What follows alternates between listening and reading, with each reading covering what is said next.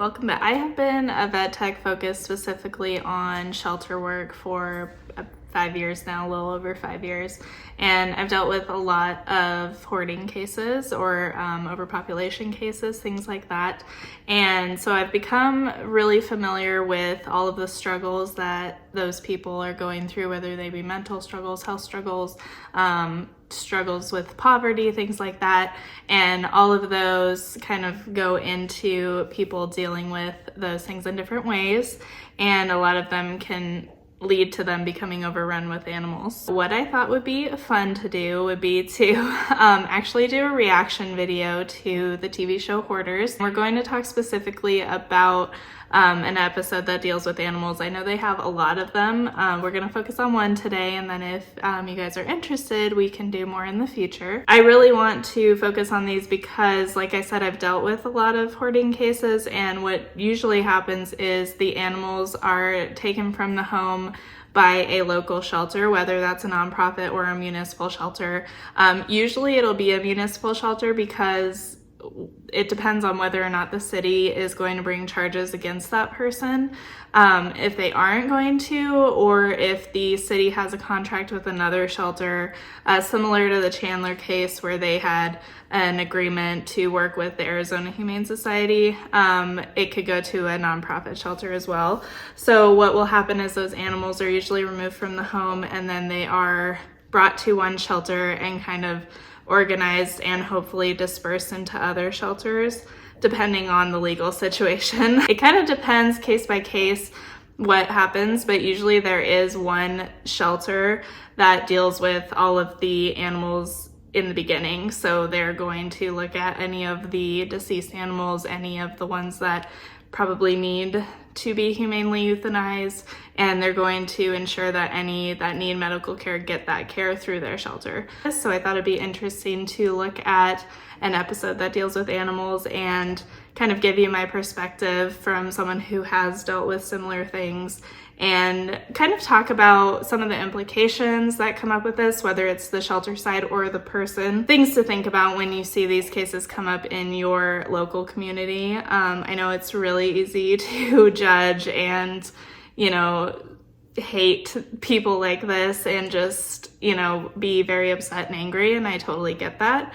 But we also have to think about all of the other things that could factor into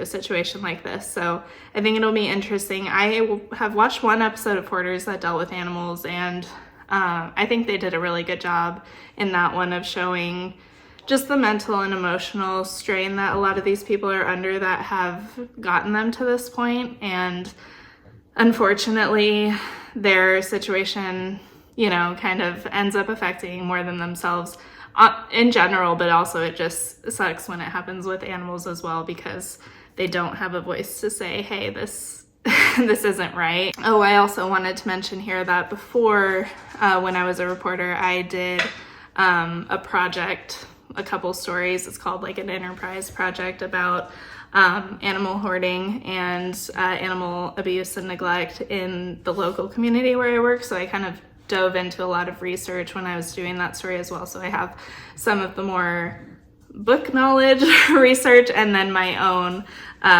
experience dealing with it, in the trenches. So we are going to look at this episode of Hoarders, and I will leave the link to it down below. The title says 17 dogs, 5 cats, and some very difficult decisions to make. I have skipped over the beginning where they have the disclaimers and stuff, and so we're just gonna get into this snippet of this episode. So we've just kind of watched through the beginning where it's talking about the kids and stuff, so now we're getting into the animals. Scout, we've had him since I was born. I remember playing with him as a kid, and he's just my favorite dog.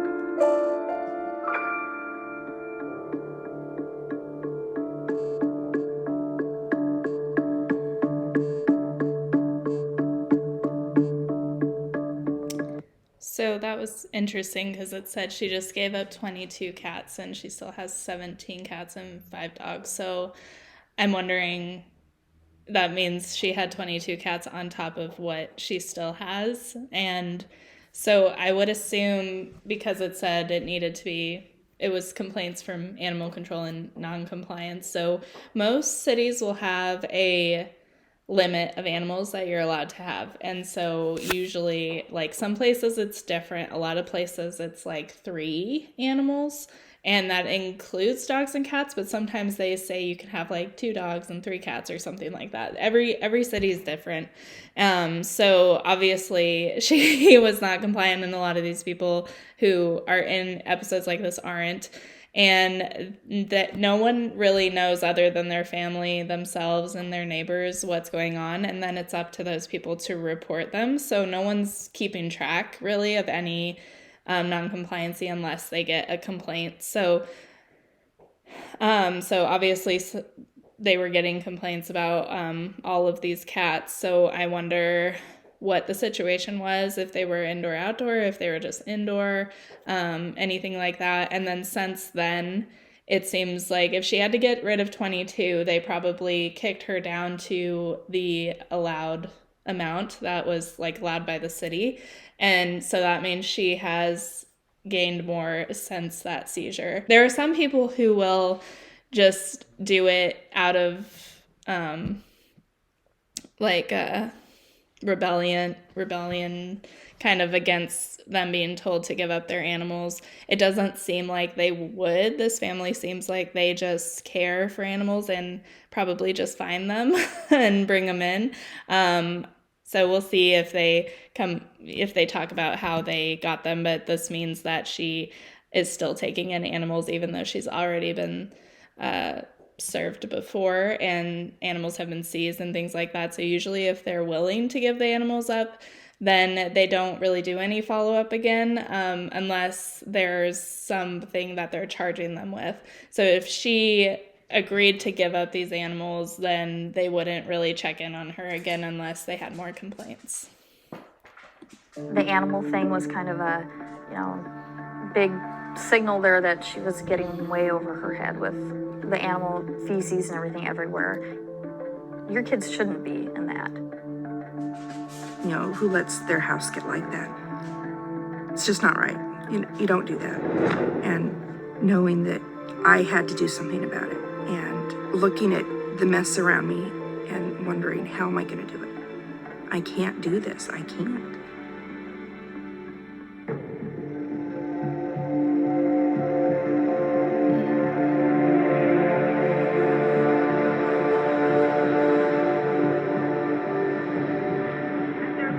It was surreal, really, that it was actually happening. As much as you think it might happen, to actually see it happen was really hard. So when CPS knocked on that door, it was just a very, very crazy, crazy day.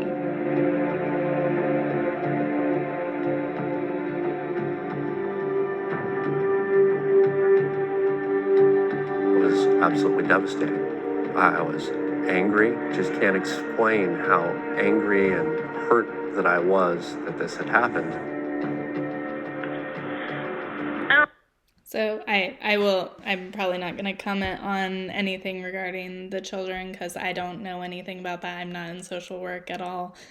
So it is unfortunate, but this is what happens when you have people who are living in the home and are under someone else's care and aren't adults and don't have a voice, really. I mean, children have more of a voice than animals, but it is unfortunate to just see the outcome of, behavior like this for everyone involved, animals, children, everyone. I don't know what exactly happened inside, but my mom was talking to the cop or whatever, and he said something, and I don't think we should deserve being in a way. I knew it would only be a matter of time for CPS came out. And if they came out and saw it like that, this is what was going to happen.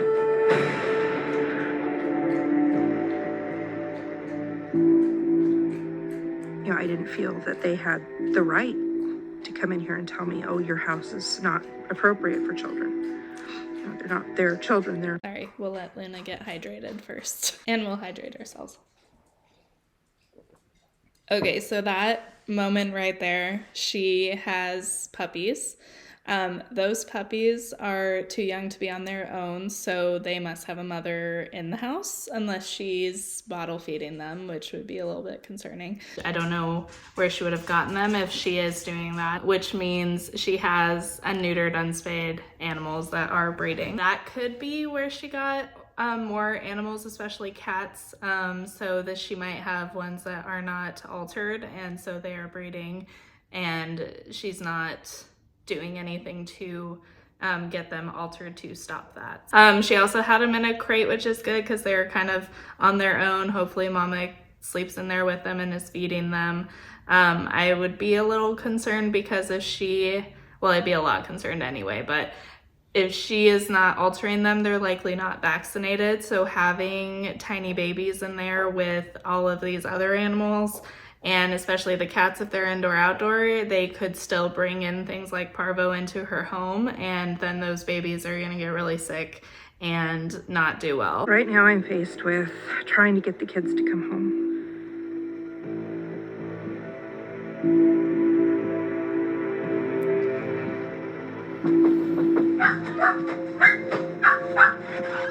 Hey, Shannon.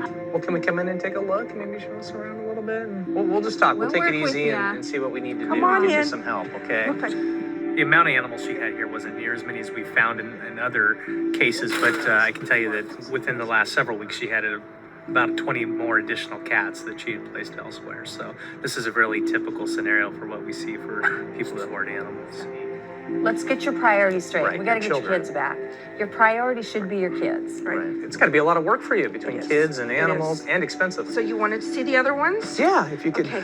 I'll let you lead the way. Then we have one mama in The here. living conditions in which the animals are in are not ideal. They're certainly not ideal for people to live in either. But you're not going to take all of them today, are you? Let's get through this. You know, Okay. see what you're thinking, and we'll come up with a plan. Okay. Okay, so these animal control officers are doing a really good job of talking with her, working with her, trying to kind of help her realize that her priority should be her kids, like they said, and that the animals are not in very good conditions. Like they said, they're not even really good for humans, so they're not good for animals either. They're being very considerate of her, which is, I think, a misconception of animal control is that they come in and just take animals, or they just, wrestle them off the street or something like that. Like, the animal control officers are really, like, this is the main part of their job, is working with people in difficult situations similar to this.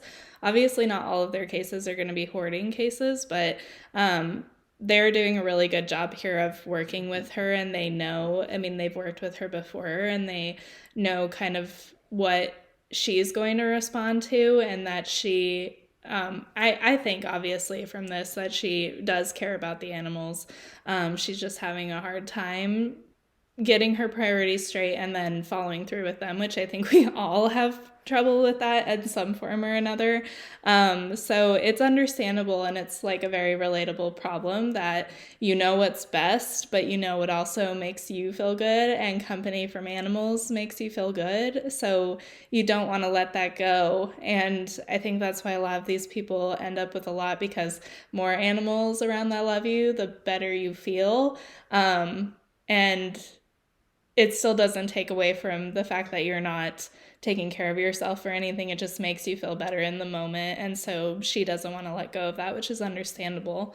But they're doing a really good job of, walking her through the situation and, being considerate and understanding and gentle, but not really like letting her off the hook. So.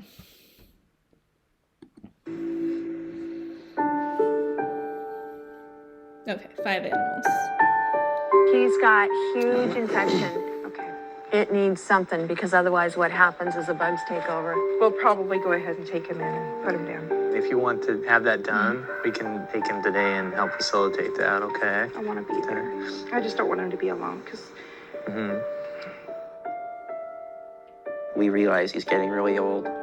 It's gonna be hard to put him down, but he's a good dog, and I just hope he goes peacefully. So they said he has an infection, which obviously isn't, obvious to us. They might not show a lot of the, some of these episodes, they show like more of the gruesome stuff.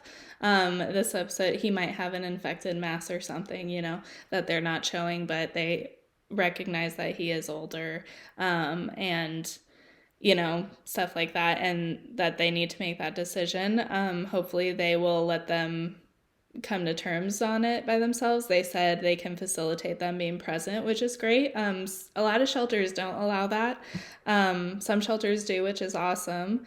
And so they're going to kind of help facilitate being present, which I appreciate that they are willing to even be present, because a lot of people, not even in any situation like this, don't want to be present for their animals. So I appreciate that. You can really tell that they care. And it's nice to see this older dog, still being, loved by them. So we talked about Rascal, Princess, Maggie, Moose, and the cats. yeah. You can keep 5. But let me ask you this, do you really need 5? We're trying to get you focused on getting your kids back.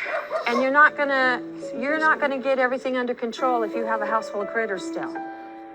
As traumatic as it was losing the children, I know where they're at. I know that they get to come home eventually. I don't with the dogs. I'll never see them again. Well, let me start calling some of the rescues. Okay. And we'll get a plan from there, okay? Go back in the house now. I have to get rid of some of my animals because I have too many. I don't like it. I don't think it's fair. And I don't know who to choose. Because I love them all.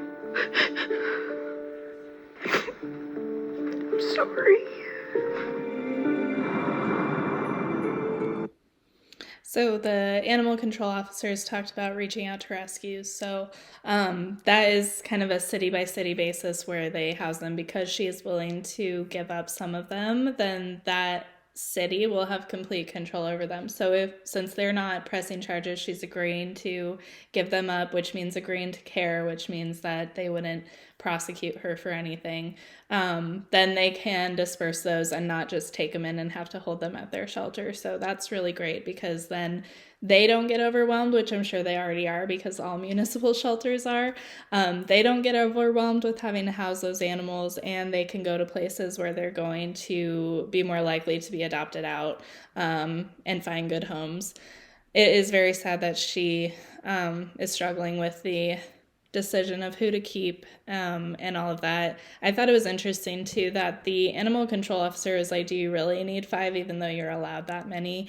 It is a fair question to ask. That might be a bigger question to ask with a therapist and things like that, but it is a fair question, because she is somewhat caring for them. Cats can usually take care of themselves for the most part. So it's really the dogs that she has to stay as, diligent about taking care of. But at the same time, it is a fair question if you need to have 5 cats to get your kids back and then it just goes back the same. Also, I hope they give her resources for getting them vaccinated, getting them altered, so that she doesn't end up with an overpopulation problem just from not altering them.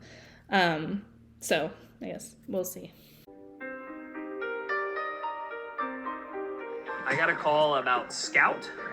Turns out he is not as sick as they thought, and they were able to get him some medical attention. And they're actually going to keep him there, and he's going to get to live out his days in a very healthy way.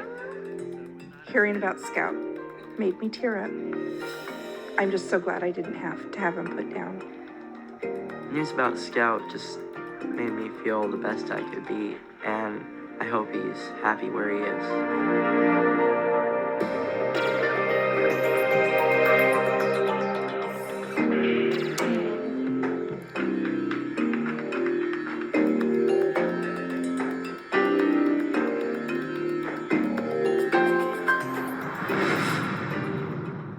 So that was awesome about Scout too. So that is what happens. So usually when a case like this comes in, is all of the animals get full medical, a full exam, diagnostics if the vet thinks that that is needed, whether that's blood work or x-rays or anything like that. So they will get a full comprehensive exam.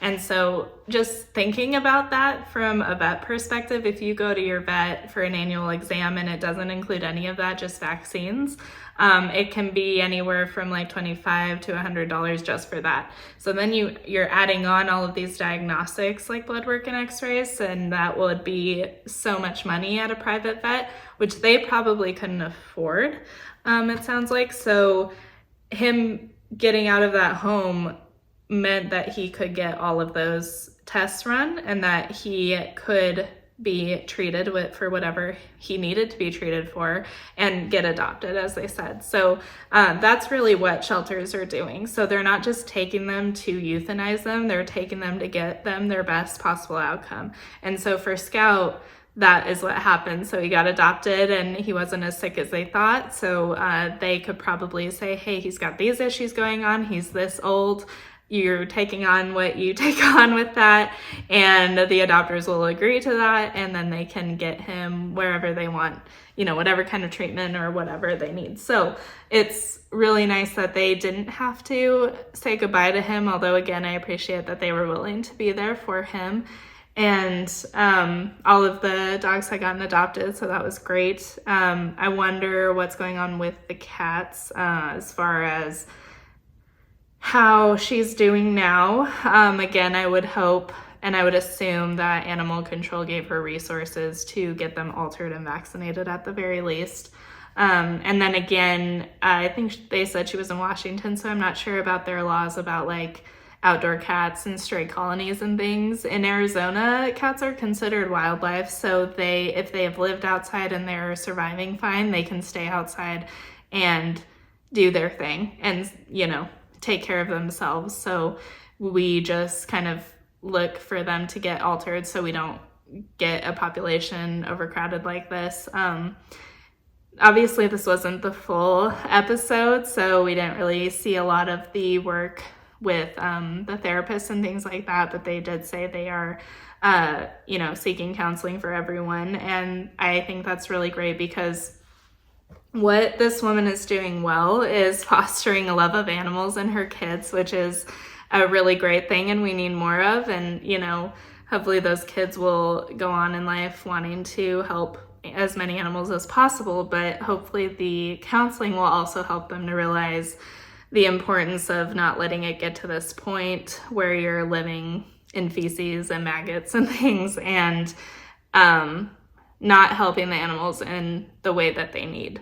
So really wanting to take care of your animals as best as possible, which means you need the money to, bring them to the vet and get them, their care and whatever they need and keep up to date on their health and really take care of them in the right way and not let it get overwhelming. So I'm hopeful that the therapy will help all of them realize that as far as the animals go, because you do want, companionship, and, animals make us feel great and they're always there for us, and you want that and you want as much of it as possible, but you also have to be there for them and you have to be there for the other people in your life too. This was not that bad of an episode, but I did just want to touch on some of the things that go on. And then, like I said, if we want to do more of these, we can, because a lot of them don't go as smoothly as this. Thank you very much for watching. If you have any questions, feel free to leave them down below. Any recommendations of things you would like me to react to, feel free to leave those down below as well. And again, thanks for watching, and we'll see you next time.